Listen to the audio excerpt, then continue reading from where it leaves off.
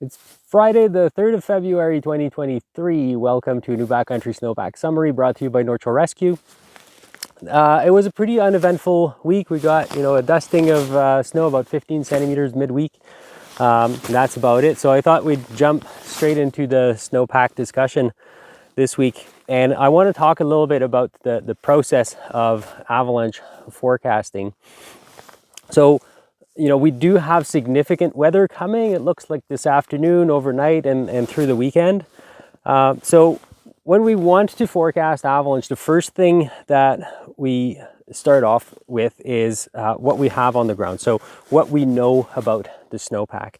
And there's two main sources of uncertainties about the snowpack is the spatial distribution of the weak layer and their sensitivity to triggers.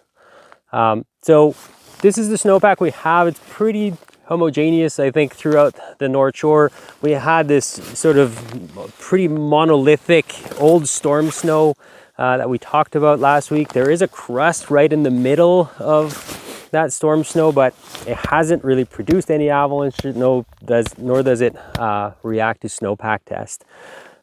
Last time we talked, we were heading into a cold snap and weren't too sure what was going to happen.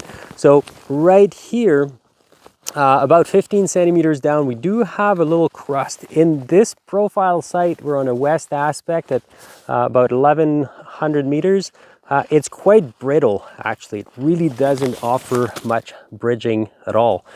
So that's what was on the surface when it got cold. And immediately underneath that crust, the snow, as we expected, got pretty weak. They're not like textbook facet. They're kind of a mix between rounds and facet. But definitely there is a weakness right underneath that crust. And the crust is too brittle to really count on it to give us much bridging. And then on top of that, we have the 15 centimeters of still dry snow despite the positive temperatures. The snow on the surface is still quite nice.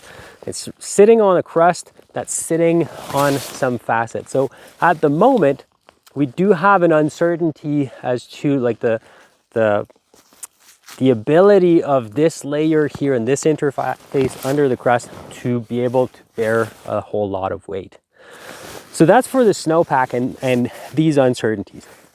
The other part of avalanche forecasting, once we've analyzed what we have on the ground, is to look at the weather, what's coming in, and how this is going to affect the snowpack.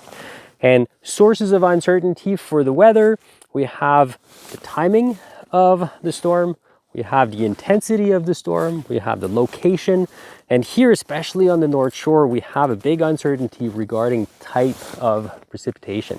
The thing on the North Shore is that we recreate in a band that's about, only about 500 meters of elevation span, and the freezing level often is somewhere in there. So the storm that's coming has quite a bit of wind associated with it. So we're expecting, as the storm begins, for that top snow here to be redistributed. And then we're going to get a bunch of precip. As far as intensity and timing, models seem to agree that we're going to get probably 30, 40 mils of precip sort of this afternoon and overnight and into tomorrow morning. The big question is what type of precipitation that's going to be, because the freezing level is right hovering around where we recreate. So there's a whole bunch of different scenarios that are possible for the weekend, and it becomes very, very tricky. There's not a lot of uncertainties about the snowpack, but tons of uncertainties about the weather. If we get, one model predicts about 30 to 35 centimeters of snow falling overnight and warming tomorrow morning and turning into rain. If that's the case, between the instabilities within the storm snow and that crust with the facets underneath, if it warms up and turns to rain tomorrow morning and there's 30 centimeters of new, we can pretty much guarantee that there's going to be a widespread avalanche cycle.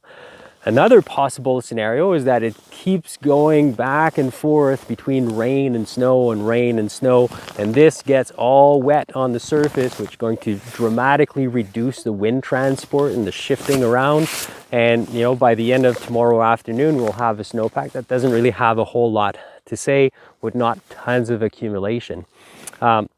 So when we're looking at the Avalanche Bulletin, planning our weekend, it's really important to look at the weather forecast in the details tab, and then match that with what's actually happening to see if the hazard rating is accurate. So it's going to be a very dynamic weekend.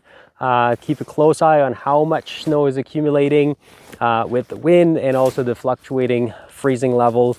You'll have to essentially do your own assessment. The Avalanche Bulletin is a good place to start, but it's only a theory, and then you have to go out and try to validate that theory. If you don't feel very comfortable making your own assessment, maybe this weekend is a good weekend to keep it low and stick to simple terrain. That's all I got for this week. Stay smart, stay safe, and we'll see you next week.